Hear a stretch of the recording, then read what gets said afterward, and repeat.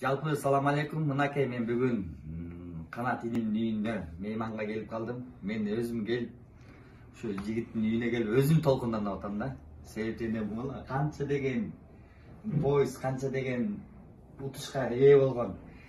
Ошол ээ болгон үстүнө да ээ кылып, өзүмдүн кичинекей мотивация түндүк значогун билекке тагып кетейин деп эме кылып атам. Себеби эмне бул значокту эми көп жака чыгасың да, көп жерде жолугуш болот. Ошондо ушул костюмдун жакасына илип кой.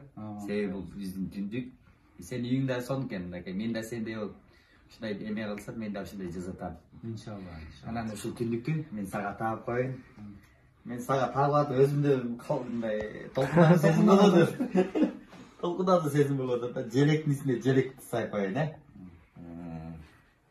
Муну обязательно костюмга илип ал. Иншалла. Sen özün bana namustur, mıhtı jigitsin sen jönde. Айтыш деле эме да. Озго сөз баттар. Рахмат кыргыз эл мына байкеме рахмат, Алла ыраазы болсун. Ушу байкем сүрдөтүп, мени кошодо сүрдөтүп, атайын үйгө келиптир. Негизи жакшы да, көптөгөн эмелер сүйлөйүн дедим байке. Сиз да мени сүрдөтүп салсыз. Чыгып Алла ыраазы болсун. Алла ыраазы болсун. Жете боласыз билимди алга. Күч билимде ушинтип патриот болуп жүрөбүз иншалла. Мен да патриотмун иншалла.